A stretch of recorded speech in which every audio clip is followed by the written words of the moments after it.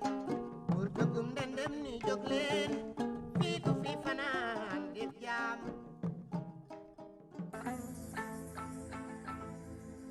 ay nana nani yo wayo ma sala di manifo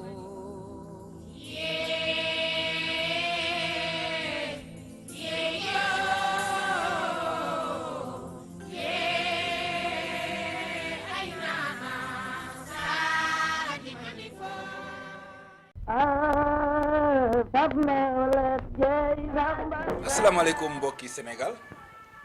am naa kontante ak mbégte tey nag ma ñëw dal ci suñu benn kër maam di baay di nijaay Sénégal gépp xam ko te ñu ñaan yàlla guddal fanam yokk wéram muy Abdoulaye Diaw Chimère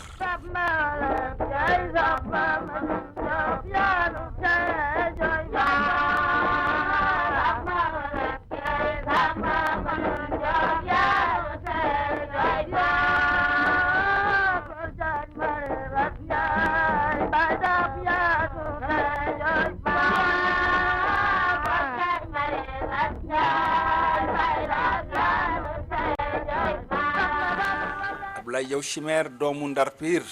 gane àddina le 23 octobre 1922 ci diggante góor gi Souleymane Chimère Diaw ak soxna Abi Ndiaye Fatou Gaye mu mel ne dafa bokk ci tey ji ñi Sénégal di tiitaroo ndax fekk na lu bëri fekk na Blaise Diagne fekk na Ngalandou Diouf fekk na kii di Lamine Gueye ak ñi nga xamante ni ñoom bujuntal mu jël ay responsabilités yu bëri tamit yàgg ko am ci réew mi doxal ko lépp rafet nekk na fi ancien directeur général des impôts et domaines yore na fi maire Ndar ba tey jii mu nekk maire honoraire de la ville de Saint-Louis kooku ba nag fekk na lu bëri mu mel ne waxtaan ak moom ci démb ak tey dina yokk xale yi gën a xam seen bopp ñi di am njawata aussi gën a am pas-pas ndax am na lu la yàlla séddee ci ay waajur fu ñu la fekk rek war nañ ne nekk fekk la ci lu baax ak lu rafet te kii day koo xamante ni yàlla da ko baaxal yàlla nañ ko yàlla fegal may ko wér. amiin ñu seesi ko tey ba nag tey ci biir njabootam pour laaj ko rek tuuti ci moom en tant que doomu Ndar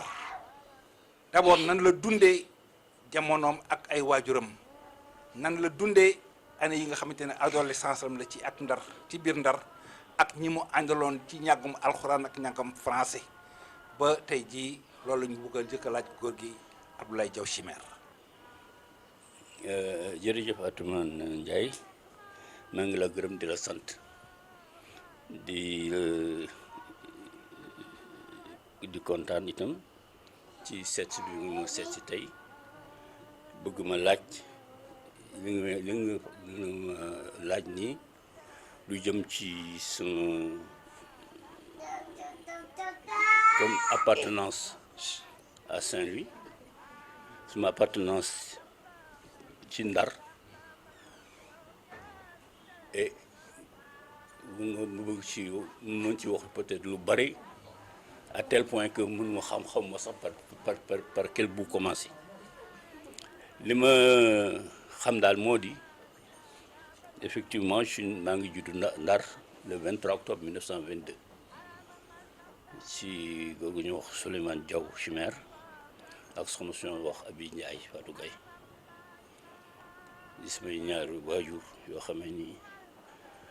na leen yàlla fayal na suuf sedd seen kaw ma dëkk di leen ñaanal li nga xam ni doom ju nekk amel nga ko su waajur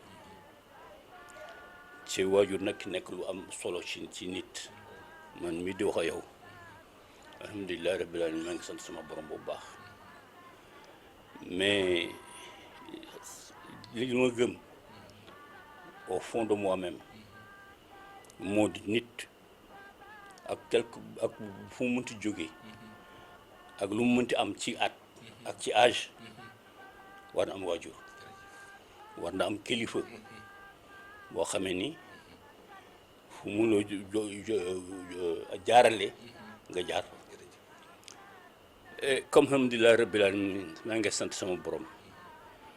bu ma bàyyi moo toog fii ba waxtu wi jox ma at yi moo jox ñu ma mën wax sama doom yi sama sët yi sama sëtaat yi moo di nañu am waajur nañu am kilifa ci am waajur am kilifa moo di foo toll fu la sa kilifa woo nga wuyu ko lu ma la sant nga def lu ma la tere nga bàyyi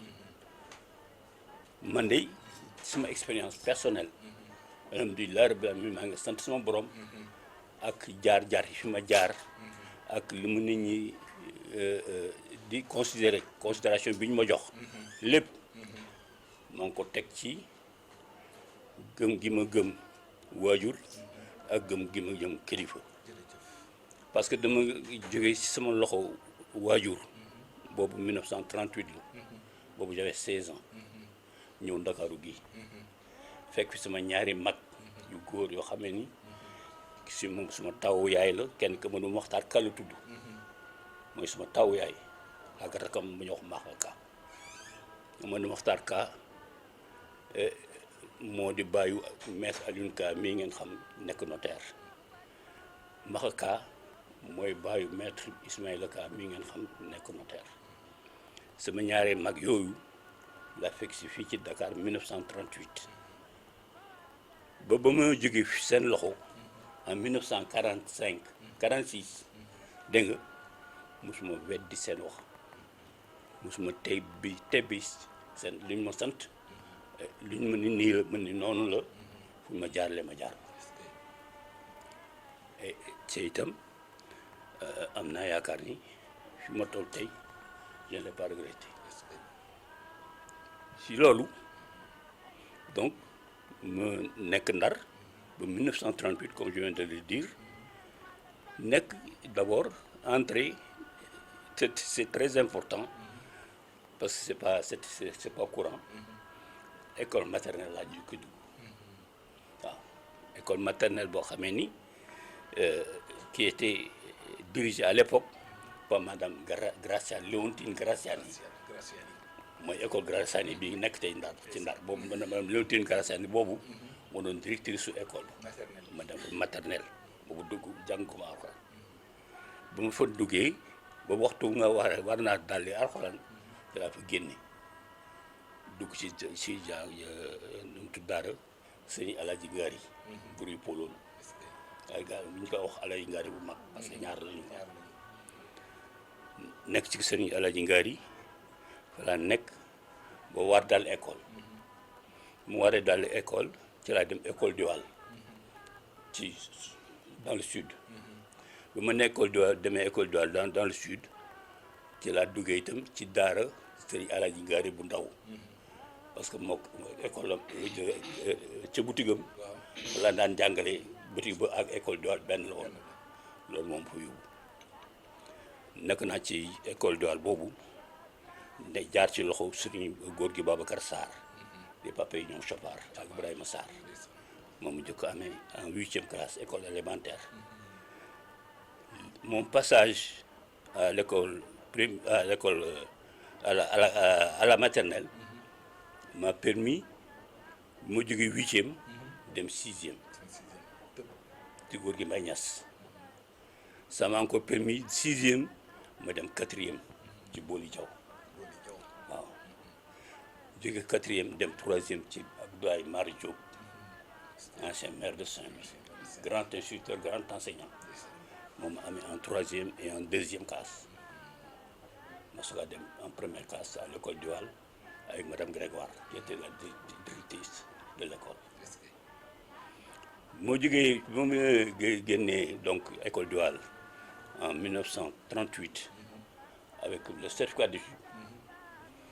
Il s'est trouvé que donc mes grands frères étaient tous partis déjà de Saint-Louis et que comme j'avais toujours besoin de quelqu'un pour veiller sur moi, mon père m'a mis entre les mains de mes deux grands frères là yu ma leen wax léegi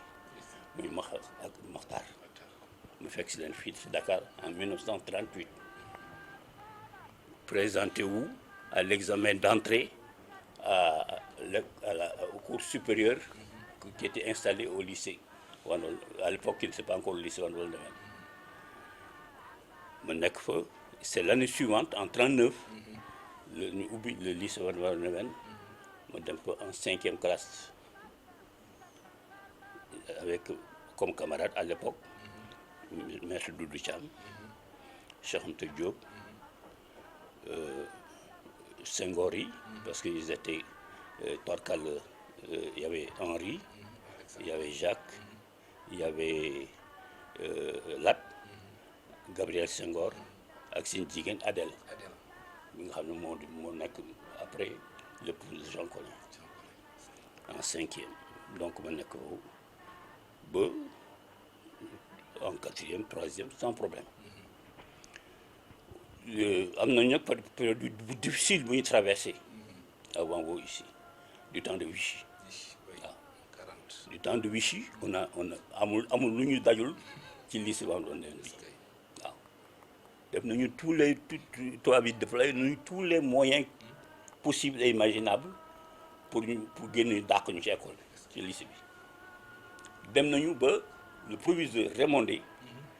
réunir ñu tous les Africains qui étaient élèves au lycée de Wango de la 3e à la terminale c'est-à-dire philo Mathelem et consorts proviseur bi réunir ñu dans une classe pour nous inviter à quitter le lycée waaw moyennant dégg nga notre entrée à Mouti etc machin on sera nourri et logé gratuitement etc. Et quand ils ont vu qu'on refusait de suivre cette voie-là, boo saxatee sax ñu dàq la c'est simple te ci laa nekk noonu jusqu'en 45 maanaam suñu baccalauréat. Quand j'ai eu mon baccalauréat en juin 45 toog naa fi ba mars 46 parce qu'à l'époque suma yaay daal xelam daloon ci Madame France donc mu dugg dans le cadre de greffier. kon nag li ngay nekk greffier boobu sa yaay xel mi dafa daloon ci Madame France. te waroon nga bëgg a servir sa réew loolu moo tax nga nangu nekk greffier. voilà ñu affecté la Conakry. ñu affecté ma Conakry. au tribunal de Conakry. mais foofu à Conakry nan nga gisee woon justice bi jamono boobu. ak kan moo fa nekkoon comme procureur en chef wala procureur. J'ai été très surpris de me connaître un peu le fond quoi du travail dans les tribunaux parce que effectivement c'était pour moi magistrat c'était une haute fonction boo xam ne mënu woon xalaat ni mën nañu am des petits problèmes entre eux. Est-ce que or à l'intérieur du tribunal de Conakry le président du tribunal n'était pas d'accord avec le procureur, le procureur n'était pas d'accord avec le juge, et tous les trois ensemble étaient contre le greffier en chef. Est-ce que parce qu'à l'époque, Conakry amuloon notariat, donc greffier en chef moo doon notaire en même temps. Et en tant que notaire, il avait des émoluments yoo xam ne ni moo pour solde. ñu nekk tribunal bi yëpp y compris les magistrats ce que les magistrats ne pouvaient pas supporter. oui. Alors donc ma nekk ñoom foofu laa nekk ba en novembre 47. waaw ma jot un télégramme sama mag Jim Ndiaye qui à l'époque était conseiller municipal de Dakar yónni ma télégramme ni mën naa daal di rejoindre Dakar immédiatement parce que la mairie de Dakar venait de m'accorder une bourse pour aller en France. Très bien. fekk na itam nag sama ñaari mag yooyu ma la wax dem Ndar sama yaay di ko raay di ko masawu di ko kili daal ba mu d'accord pour ma dem France. voilà loolu mbokki téléspectateurs yi lu jara xam la ndax ñaar da ko dab benn bi mooy bëggul teggi waxi waajur te bëgg na servir réewam moo ko yóbbu Conakry waaye nag yàlla mi dara teewul dimbali na ko ba waajuram yi nga xamante ni dafa yaakaaroon na bu de ku dem tugal yàqu te moom xamul ne yar nañ ko ndax la waroon a jiitu ci moom jiitu na ba pare mooy diine dënnam fees na ak alxuraan fekk naa ngor ñaar yoo xamante ne bépp doomu Ndar yaakaar naa ni moom mooy sa cislaay loolu moo tax tey jii mu mun a am possibilité dem dugal nañ ci beneen pàcc mooy léegi digganteem ak Lamine Gueye wax naa sànq ni yàlla may na ko fekk na jamono yi politiciens yëpp fekk na Blaise Diagne parce que 1922 la gane àddina te Blaise Diagne mi ngi faatu 1932 ba nag bi Blaise Diagne di faatu 1934 fekk na moom am na 12 ans xam na Ngalandou Diouf doomu Ndar la te gis na ni fa jamono bi nga xamante ne nekk na deuxième député en 1934 ba 1941 bi muy gaañu ca Kaan yàlla indi Lamine Gueye ci kooku nag ci la ko yàlla maye mu jaxasoog moom doomu Ndar la waaye Lamine Gueye bëgg-bëggam yëpp moo nekkoon képp kuy doomu Sénégal te mu laa dimbali ndax ëllëg nga woon a bokk ñi nga xam ne ñooy tabax réew mi loolu yaakaar naa ni mooy noonu parenthèse bi nga xam te ne xam nañ ko pour que moom ci boppam mu wax ñu nan la préparé ba war a dem en France ci bourse Lamine Gueye yooyu ndax jàpp nañu ni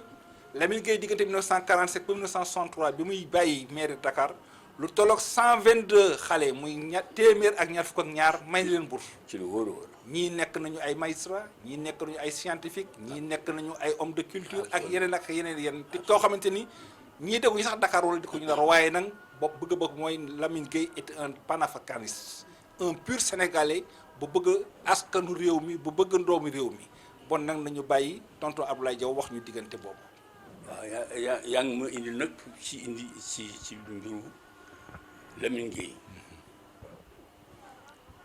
mbiru Lamine Gueye nag moom ba ma ci indee man bala maa nettali affaire bourse yeeg yu demee noonu. dama dellu gannaaw. bu la neexee tànk ba ma nekkee Conakry. jërëjëf. nekk greffier au tribunal de Conakry. fekk na Lamine Gueye moom bi ma nekkee xaleel ñun ñëpp tous les jeunes Saint-Louisiens suñu idéal la woon suñu modèle la woon. buñ campagne électorale mosaan jot maag mes cousins qui étaient nous étions inséparables amul meetingu Lamine Gueye buñ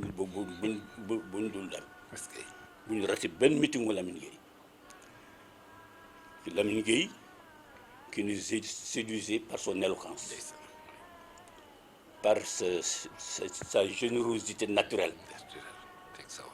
qui et en plus aussi du fait qu'il après déjà à la STFIO en France, avait déjà des camarades socialistes tubaab yoo xam ni fu mu meeting ñu ñëw fekke ko à Saint, particulièrement des enseignants, instructeurs, etc. Donc Lamine Gueye boobu outre waxu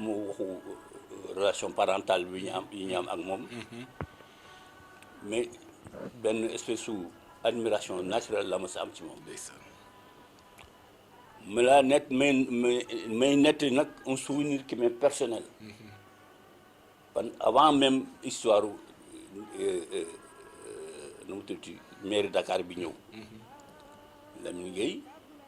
c'est une personnalité de la politique française. bi ma nekkee Conakry. Avant de quitter Conakry Lamine Gueye jaar envoyé par la France en mission au Libéria auprès de Tubman. Et comme il y avait une mission auprès d'un président de la République, d'un État indépendant, le gouvernement français lui a attribué des fonctions de secrétaire d'État. À l'époque, c'est un entier bu ñu wax Terak mu nekkoon gouverneur de la Guinée à Conakry. Terak que Lamine Gueye connaissait déjà parce que Terak avait déjà fait le Sénégal avant de venir en Guinée. Et Terak était l'ami également de Lamine. Donc Terak préparait donc la venue de Lamine à Conakry. Fekk na itam Lamine ñu venait de faire voter la loi Lamine Gueye qui faisait des sujets français, des citoyens, hein, oui. avec capacité pleine entière. Et ça, c'était très mal vu des Touaregs. À tel point que quand on a annoncé que Lamine allait venir à Conakry et qu'il allait passer 48 heures à Conakry, tous les Touaregs, entre eux, se sont dit, bon, votre Lamine Gueye là, on va voir ce qu'il a dans le ventre. Yàlla def mu ñëw avec sa générosité naturelle ak li ni ko xamee ci mbokk ak et cetera ñun Sénégalais yi ñu dalal ko suñu doon benn kër mag bu ñoo wax Abdourahmane Sibi. Abdourahmane Sibi mooy bàyyi Ami Faza bu boyekan ca Ndar. Abdourahmane Sibi dégg nga était greffier également avec moi au tribunal de Conakry. Abdourahmane Sibi boobu dégg nga këram ce dimanche là ca këram la ñuy añee ak Lamine Gueye. Ce dimanche là aussi le Lamine Gueye def une conférence à Conakry dans un machin boo xam ne qu'on appelle le cercle de l'union. boo xamee bu baax la période précoloniale après indépendance avant nos indépendances fu ñu tuddee cercle de l'union dans tous les territoires français rek xam ni këru tubaab yi la c'est les tubaab qui c'est la gis nga fii Teranga nekk tey c'est le cercle de l'union pour le tubaab yi daan daje. seen siège la daan doon boo xam daal se retrouver là-bas après le travail et cetera donc ça la conférence devait être donnée au cercle de l'union un dimanche le dimanche à partir de 10 heures bu ñu duggee ca salle ba il y avait que des Touaregs ñu fa nekk nit ñu ñuul c'était les Sénégalais ak ñaari Guinéens. Lesquels Guinéens étaient les deux députés de la Guinée à l'époque. C'était Yacine Diallo ak Mamba Sano. waaw Mamba Sano de l'origine de la forêt. Et Yacine Diallo était un peu. Ils ont été les deux premiers députés de la Guinée après la guerre. Donc à part ñoom ñaar. ñu nekk ak ñun Sénégalais y en avait donc que des Touaregs tubaarkàlla mu Lamine Gueye jóg taxaw amul kayit amul dara ni je vais vous parler aujourd'hui de la liberté de réunion et de parole et il a fait un survol de l'histoire du monde autour de ces deux thèmes boo xamee ni avec une science avec une maîtrise ak benn éloquence boo xamee ni man ci biir wax ji ci man sama bopp nekkatuma fa woon en moment donné nag ma ni sama xel ma seet sama tubaab yi nga doon wax naan Lamine Gueye lu mu am ci biir qu'est-ce qui nañu def mu ne xool à droite xool à gauche ko toi boo jóg boo xool ma nga ni ngàpp dégg nga waaw xam nga nag tubaab fu ñu wute ak ñun bu ñu gisee waaj naan waajaa ngi wax na dëgg de wax dëgg yàlla du ñu soxar de waaw ba Lamine pare maa ngi mi ngi mel na tey ci man ba ni mesdames messieurs je vous remercie nii def loxo yi tubaab yi la ko war jóg taxaw ovation keroog j'étais fier d'être noir j'étais fier d'être sénégalais j'étais fier d'être Saint-Louis et d'être parent. C'est extraordinaire. Merci. kooku moo doon Lamine Gueye nit ka ngoog mu des nag li mu liggéey fii ci Dakar te suñu mbokk libu yi nag ñun waa Ndar amee nañ leen njukkeel ba tey parce que ni ñu jàppoon suñu mag jooju yëkkati ko fi ñu ko yëkkati teg ko ci mairie Dakar ja tàng ba ko fa teg yaa xam Amadou Assane Ndoye di fi ko à droite et à gauche dégg nga amee nañ leen dugg ñun waa Ndar looloo waral bi nga xamee ni indépendance waxtu bourse yooyu jot na dégg nga moom Lamine mu jël sa responsabilité en tant que maire de Dakar ni la mairie de Dakar accorde une bourse à tous ceux qui veulent aller en France am na ñoo xam ne dem nañu France amuñu woon bourse amuñu woon baccalauréat amuñu woon dañuy dem France dugg lycée dégg nga daal ba noppi soogaa def des études supérieures c'était la générosité naturelle de Lamine Gueye. mais tonton pour venir tuuti ci del soit tuuti ci gannaaw parce que boo nee Lamine Gueye rek sa xel aussi day dem ci ni mu amee woon aussi worma ci jigéen ñi ndaxte xam nañu ci histoire ni gannaaw yàlla yonent moo tax ci moom la jigéen njëkk a woote. Il a mené la bataille du vote des femmes ak jigéenam yaa xam Sukeyna Kunaari ca Ndar boo xam ne ku nekk xam na ko et à l'époque aussi yàlla mi dara tiim dara tëwul boobu c'était mon beau-père maître Cissé greffier qui était maire de Saint-Louis parce qu'il était président de la délégation municipale de Saint-Louis à l'époque du vote des femmes. Il a mené Lamine Gueye a mené la bataille pour le vote des femmes et particulièrement en Afrique et tout ça et ça fait partie de ses victoires. C'est ça. Est-ce que di nga ñu mën a waxaat tuuti ci engagement wu jigéenu Ndar.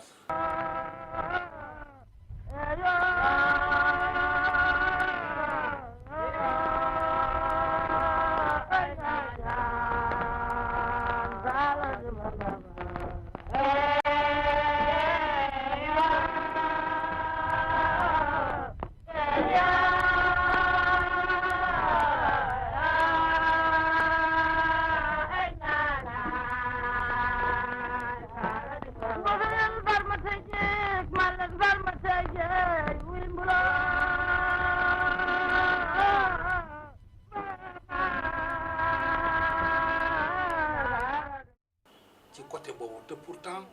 ba 1945 ci la ñu commencé voter mais avant 1945 depuis 1848. ñëpp ñu commencé war ñoom Barthélemy ni ñu mel jigéen ñi meloon ci kii ko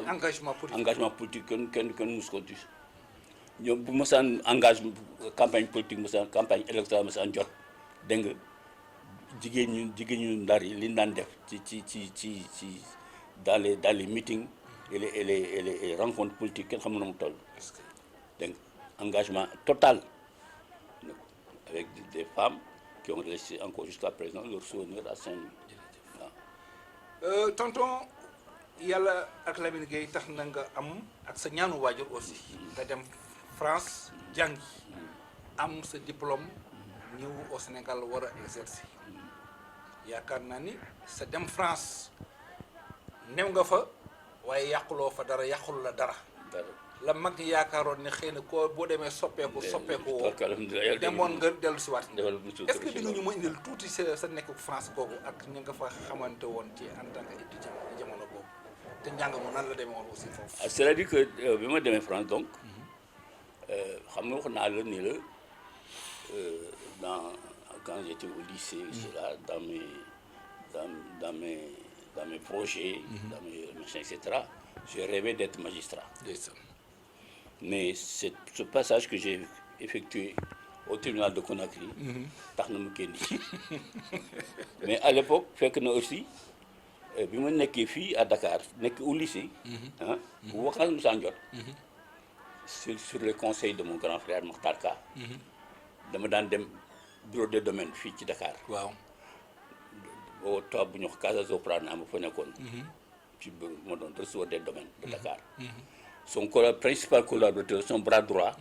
góor gu ñoo wax Adama Sow dëkkoon Mali si. dégg nga moo di goro Majib Sène. Majib Sène. waaw moo jur doomu jabaru Majib Sène. est-ce que. journaliste. donc Adama Sow boobu nekkoon domaine. bi ma daan dem pendant 3 ans. bala ma daan dem Ndar dama daan dem foofu. nekk fa am fa tuuti koppar. waaw soog a dem. mais le fait d'y aller et de regarder les machines le travail qui est fait et cetera taxoon na ma am amour sur ce travail. boole ci itam nag le tubaab qui était là-bas qui s'appelait Casasoprana Corse la woon jëloon ma en machin en sympathie di ma kii di xam ni kii di ma inscrire ma à une école en France qui s'appelle l'école Francis Lefebvre, qui est une école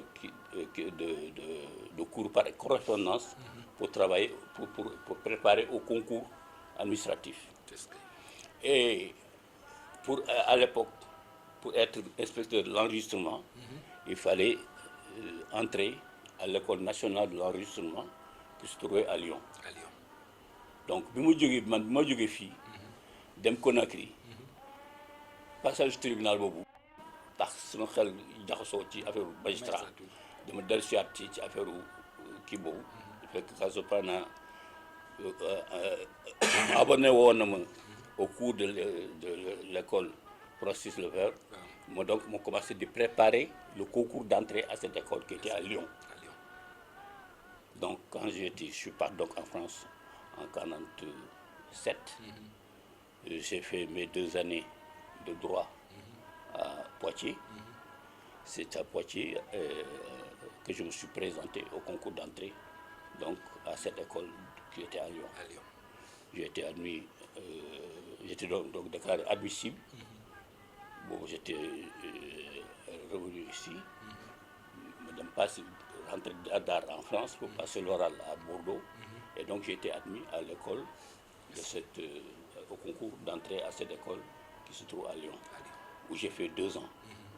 Quand je suis sorti de cette école de Lyon, je suis donc un inspecteur adjoint de l'enregistrement du cadre métropolitain français. Donc, attaché à l'époque à ce qu'on appelait le département de Seine-et-Oise, capitale, c'était Versailles. Donc pendant 1 an et demi à peu près, j'ai fait tous les coins de machin, Corbeil, Villemomble, etc., Versailles, Saint-Germain-en-Laye, pendant comme fonctionnaire français. C'est normal. Parce qu'il fallait maintenant, parce que je ne pouvais pas venir, parce qu'il fallait attendre que le ministère des Finances me détache auprès du ministère de la France de Toumer pour me mettre à disposition du gouverneur général ici. Et c'était pas facile. J'ai dû faire beaucoup de démarches. Li ma ci dimbali, c'est le délégué du gouvernement général qui était à l'époque à Paris, rue de Téhéran, moo ma ci dimbali ba am mon détachement ici, en AOF. Et là aussi, j'ai encore atterri en Guinée. Décidément. nekk à Kankan cette fois-ci, pas à Conakry. waaw gis nga bon nag d'abord cadre yi bëri wu ñu woon. formation bi néew na parce que bachelier yombul woon. yàlla tàggal la ba nga am circuit yow yëpp génn ñëw nekk parmi les premiers cadres ci domaine boobu en Afrique. J'étais le seul. Le seul. Bon nag gis nga ni loolu aussi jar naa xam. Il a été l'un des premiers inspecteurs de l'enregistrement ici au Sénégal, formé en France. te loolu lépp aussi ci ndimbal ay waajuram waaye ci jàppale Lamine Gueye. dellu si na donc am na ay responsabilités yoo xamante ni exercé na ko fii d'abord à Kankan avant mu ñëw Sénégal donc yaakaar naa sa passage boobu aussi liggéey boo gis dina am xëy na ay rëq-rëq waaye yàlla dimbali na ci ba na nga ci duggee nga ci génne alhamdulilahi rabbil alamin kenn mosul la dugal ci loo xamante ni ngor gi dina nangu est-ce que loolu mën nga ci génne. alhamdulilah sant yàlla bu baax jërëjëf waaw sant yàlla. loolu dama bëggoon nga indil ci tuuti ndaxte xale bu nekk ndaw yàlla teg la yi buntu wërsëg jox la loo xamante ni mën nga ci def lu ne waaye nag nga dundee sa ngor dundee ni man mii kat am na loo xamante ni jomb naa ko loolu yaakaar naa ne aussi indi na jàngat pour génération yi xamante ni nit ku ne dafay teey te bàyyi xel ci ëllëg. alhamdulilah sant yàlla bu baax parce que itam à l'époque ñun ñi nga xam ñooñu premier départ yu dem France noonu yëpp xëy na ñàkkul ñoo xam ni jóge nañ fa ils ont peut-être fait entrepris un autre chemin mais ñi ci ëpp si ñun toog alhamdulilah xamoon nañ lu tax ñu dem ko ñun ñëpp ku ci nekk si ñun choisir nga fa nga xam ni fa la sa bëgg-bëgg nekkoon et toog alhamdulilah si ñun ñu fa nekkoon ñu ma tuddoon ñu ngi ñëpp a ngi woon foofu et man de wax naa la fi ma jaar ñeneen ñi bu am ñoo xam ne si baru lañ dugg waxtaan boobu qui était à l'époque également de cette époque avec moi et moom def histoire et géographie avec Ablaye Ly dégg nga Fadilou Diop à l'époque a fait le barreau muy Bissey dégg nga c'est une génération boo xam daal alhamdulilah à l'époque xamoon nañu daal ñooñu lu tax ñu dem xamoon nañu itam lan lañu suñu réew di attendre de nous ku ci nekk taxaw nga sa taxawaay bu am solo et bi nga affaire bi loi cadre bi ñëwee ba premier gouvernement de la loi cadre yi ñëwee xam nga Maxtaan boobu était ministre si boobu moom fekk na ma kaw Guinée je me souviens Maxtaar yónni na ma lettre à Kankan di ma wax ne ma naa ñibbi si gis na Pétavin maa ñu ngi ma nekk parce que et cetera boobu fekk donc daal am nañu daal toile alhamdulilah et itam c'est aussi c'était très important entre nous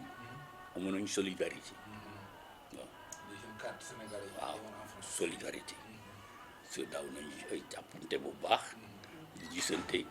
di tasante amoon suñu fu ñu àndandoo ñu mosaan di àndandoo ñun ñëpp ñooy ànd dégg nga toile alhamdulilah nekk un bloc boo xam ni ku ci nekk alhamdulilah ñiy def médecine ñiy def droit ñiy def machin et cetera. bi nga ñibbisee Sénégal jóge Guinée Dakar rek nga servir wala servir nga ci yeneen poste. ah Dakar rek laa servir. Dakar rek nga servir. parce que bi ma jógee Guinée pour dellu si au Sénégal ça c'était beneen histoire parce que affaire loi cadre boobu qui était la loi de fer m'a trouvé en Guinée à Kankan particulièrement et le premier gouvernement d'autonomie interne qui ont été constitués l'ont été pendant que j'étais à Kankan. J'avais participé à ce qui s'était passé comme vie politique plus ou moins à Kankan. Premier gouvernement loi cadre Guinée dafa nekkoon ci nit ñoo xamee ni samay xarit lañu woon ak sama am di jàmm bu xam woon mën a woon compter rien qu'à Kankan bi ma nekkoon il y avait Ismaël Touré Rocco Touré qui était au service météo. Il y avait Lansana Diané qui était docteur vétérinaire. Il y avait Moussa Diakité qui était aux finances. Il y avait Magasuba Moriba qui était médecin. Et Moussa Keita qui était également médecin. Un peu plus loin, à l'intérieur de la forêt, à Kissidougou, il se trouvait Lansana Béoui, qui était médecin aussi. Un instituteur, Fali Sangaré, qui était à Guékédou. Parce que en Guinée à l'époque, je dois dire que nous étions deux inspecteurs de l'enregistrement. L'un était à Conakry et avait comme compétence la Basse-Guinée et le Fouta. Et moi j'étais à Kankan et j'avais comme compétence la Haute-Guinée et la région forestière. Donc non la ñu nekkoon. Alors bi nga xam ne donc ni loi cadre bi ñëw na dégg nga ñooñu fa nekkoon ñëpp avec moi dans cette région. C'était des amis très intimes. Donc c'est comme ça que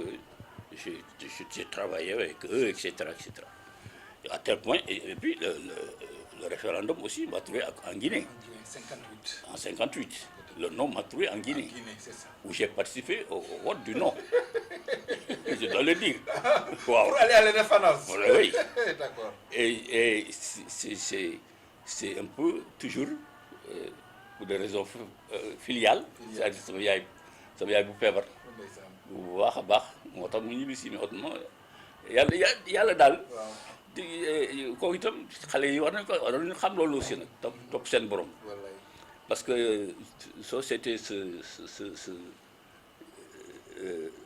sa yoon si fi la yàlla jaaree ah da nga xam ne daal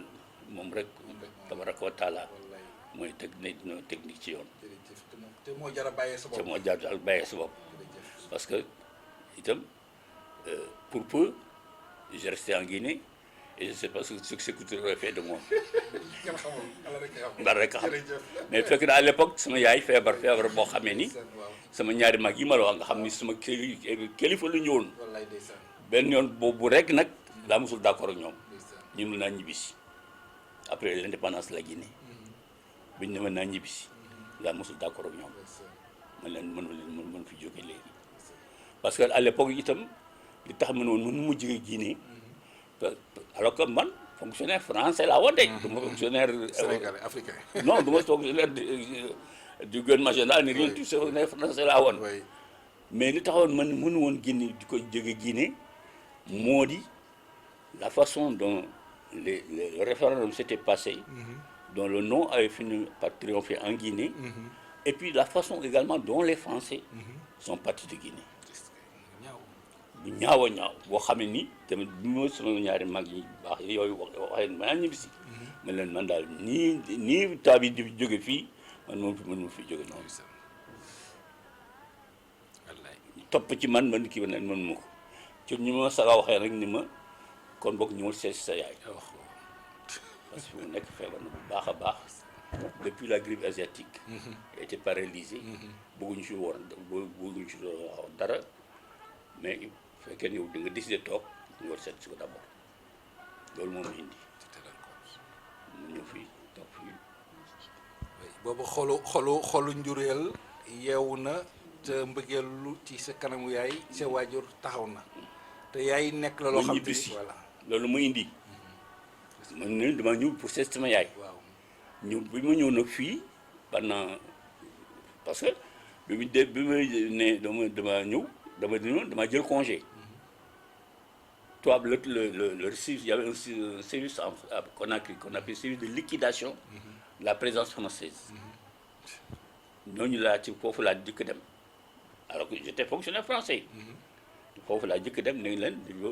prendre mon congé.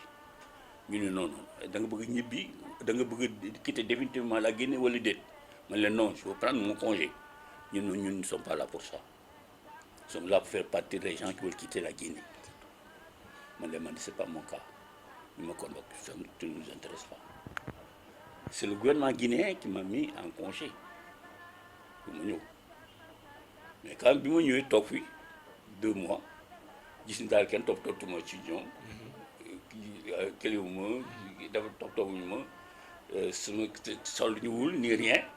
ma ni kon ñu soxlawuñu ma kon du ma may dem toppatoo ma mun soxlawul ci biir loolu nag itam ci laa fekkee le sommet de la communauté française le sommet de la société de la communauté française à Saint-Louis au cours de ce sommet j'étais en congé et tous les soirs j'étais avec Doucham, qui faisait part de la délégation du Sénégal. Et donc c'est Doucham qui m'a mettait au courant de ce qui se préparait, de la fédération du Mali. C'est ça. Alors, et qui m'a dit qui m'a prévenu de ce que plus tard, il allait y avoir certainement un gouvernement fédéral, etc., qui allait prendre certainement le portefeuille des finances. Et qu'il souhaitait que je vienne travailler avec lui, ce que j'avais accepté. Très bien. bon nag noonu nga dellu si waat au Sénégal ba après les indépendances jusqu'à ce que nga jël sa retraite dans l'administration waaye mais sa passage en tant que maire de Saint-Louis ndax yow yaa soobu woon ci politique wala ndar ñoo la bëggaloon fexe ba nga jëw Sabma wala jey sabma madun job yanu te joy ma sabma wala jey sabma madun job yanu te joy ma sabma wala jey sabma madun job yanu te joy ma sabma wala jey sabma madun job yanu te joy ma de tout temps de ma di ragal politique j'ai eu plusieurs occasions pour débat affaire politique mais daal du mu noonu daal man je fais pas de politique li ma la wax nii bi ma jógee Guinée noonu rejoindre après l'éclatement de la Fédération du Mali moo rejoindre le machin du Sénégal ñëw naa de revenir de congé ñu ni Pétavin qui à l'époque était ministre des Finances ma cherché ma laajte lu tax lu ma doyee le directeur à l'époque qui était un collègue à moi ni ma daal maa ngi la kaa soxla dama bëgg def directeur de cabinet ma ni man ñu ne ma mën ko pas question mon politique daal c'est pas mon problème et effectivement quand je suis rentré je suis allé voir Pétavin bi mu proposé loolu laa ko tontu mu wax man ko daal affaire politique daal c'est pas mon affaire donc politique mu sul loolu nekk suñu mais à un moment donné aussi Saint-Louis situation Saint-Louis taxoon na ñu organiser suñu benn association bu ñu doon wax comité d'action pour la rénovation de Saint-Louis donc comité d'action pour la rénovation de Saint-Louis boobu nga xam ne bu ñu kaa sos boobu man j'étais encore c'était receveur des domaines ici à Dakar dégg nga bu ñu kaa sos duñ ñu woon daal ñun ñi xam ne Ndar la ñu bokk mën dara lu ñu mënti def ci ak nu mu mënti toll rek nañ ko def ci dëkk ba beaucoup de gens à Dakar jusqu'à présent d'ailleurs celui que je peux citer mooy Thierno Souleymane Diop ancien directeur d'école boo xam ne moo doon le secrétaire du comité de rénovation qui a gardé les archives du comité de rénovation je ne sais pas pendant combien de temps dégg nga mi ngi fi encore ak ñeneen on s'est mobilisé de notre propre volonté dégg nga pour faire ce travail sur Saint-Louis ce que Senghor voyant dégg nga nous a jox ñu bopp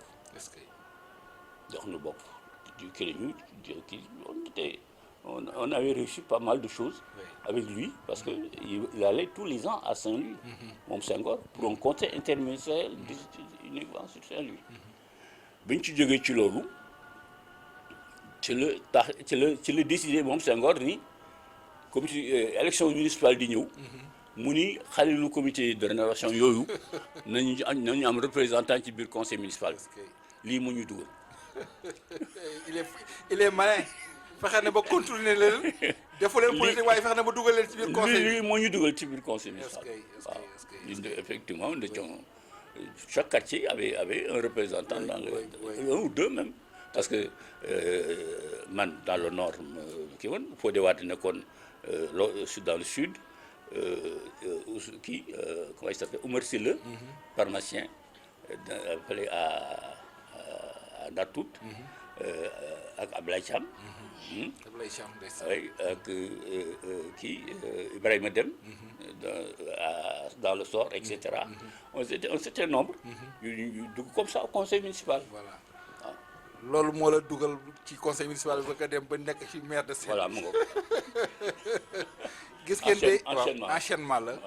gis nga gaa ñi dañoo waar bu ñu la bëggee jaare fii nga bañ ñu jaarale la feneen te xam ne doomu Ndar bëgg na Ndar te ko loolu ko mën a naxe bu la ndar woowee boo ñëw ñu ne kii kat nga maam bon nag bëggul ndar te yow boobu fekk na sa bëgg-bëgg yëpp mooy ndar loolu moo la ci dugal nga ànd ak aussi xale boo xamante ni wax dëgg yàlla ko yàlla yokk leeram fa mu nekk muy Ibrahima Fall Mbida te kooku yaakaar ne aussi am na souvenir booy fàttali ko ci moom ci lu wóor parce que Mbida xale bu tarkal bu yeewu woon beaucoup d'intelligence et avec beaucoup de ses camarades dégg nga à un moment donné le conseil municipal avait besoin de 109 dégg nga ñu ñëw Andaman di fi ma moom Thierno Ousmane Kane Ablaye Diagne Yémi Choubou etc. Ils ont été un certain nombre à venir dégg nga renforcer notre équipe au conseil municipal. Et donc j'ai travaillé avec eux. Et Mbida Torkal avec son intelligence et ses disponibilités était un des leaders de ce groupe. Il y avait Tidiane Sylla aussi. Alors donc bi nga xamee ni jóge naa devenir naa à l'Assemblée nationale parce que j'ai fait un passage à l'Assemblée nationale comme deuxième vice-président avec Aziz Ndaw et Lamine Diack. Alors j'ai demandé à Aziz qui est un xam tout à l'heure je t'ai parlé de mes jeunes années à Dakar en 30 yooyu tàng boobu ci la ñu fi nekkoon ak Aziz Ndaw ak ñoom Yaaxum Nicolas Mbaye ndeysaan. Alors donc j'ai demandé à Aziz d'engager Mbida comme directeur de cabinet. Donc Aziz l'a pris comme directeur de cabinet. ñuy ànd nag man moom parce que j'étais chargé au niveau de l'Assemblée nationale de l'Union des parlements africains. Et donc je partais avec lui. Et c'est comme ça que par la suite il est devenu le secrétaire permanent de l'Union des parlements africains siégeant à Abidjan. foofu la ko yàlla moom na ko yàlla yërëm ci xëy amiin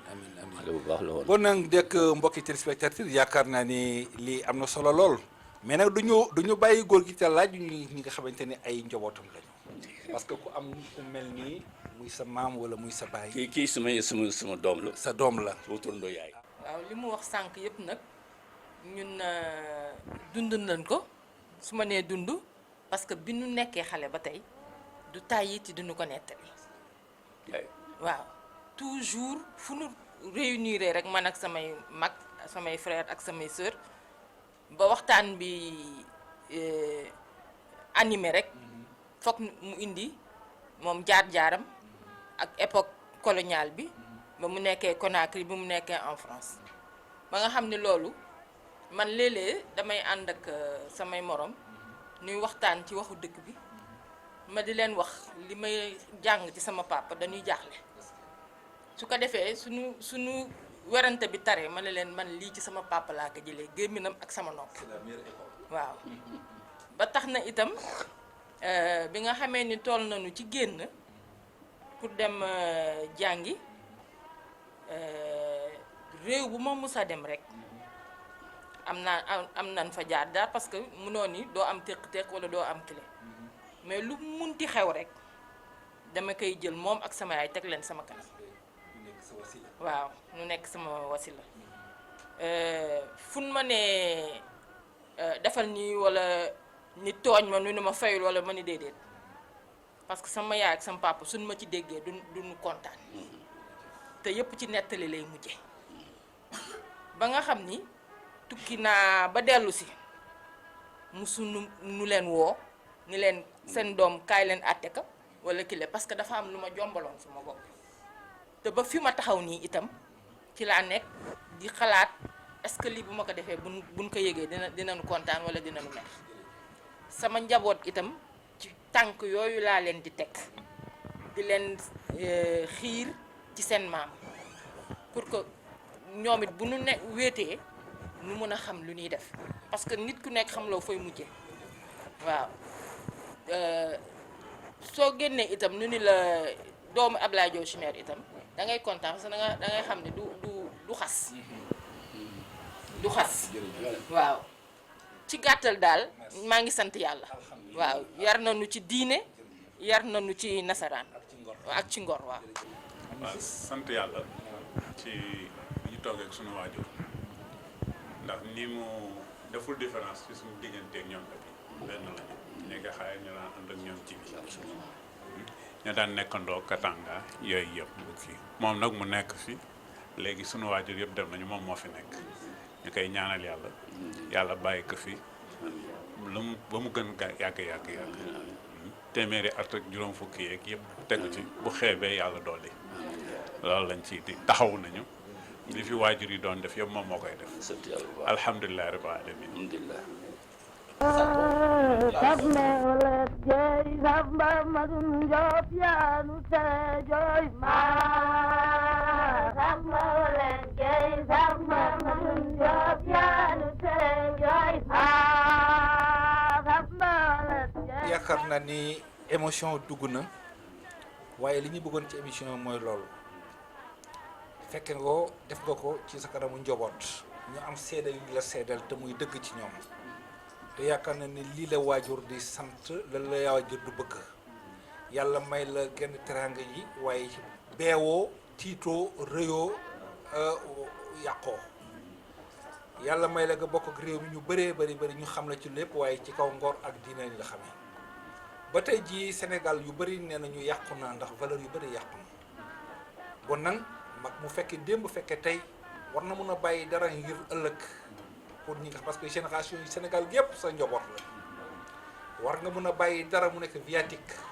ci xale yi nga xamante ni tey yu nekk ci buntu àddina ak ci fonctionnaire yi nekk ci biir réew mi te ñi nga xamante ni ñoo yoree yenn responsabilité yi lan nga leen di bàyyi mu nekk sa tëjtal émission. jërëjëf Atoumane maa ngi la gërëm di la sant di sant yàlla suñu borom ba tabaraka wa taala ci li nga xamee ni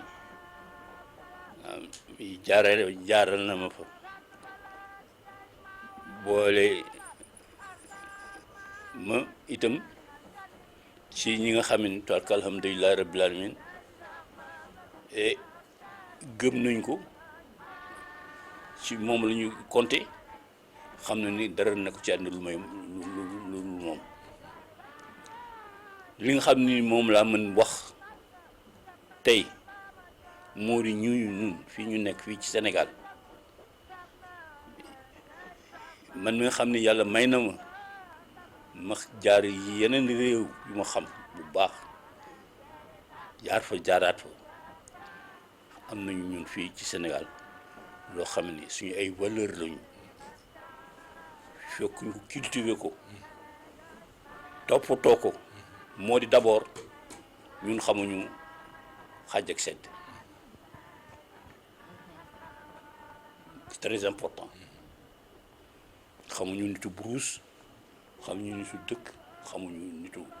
forêt képp ku nekk sénégalais rek sénégalais nga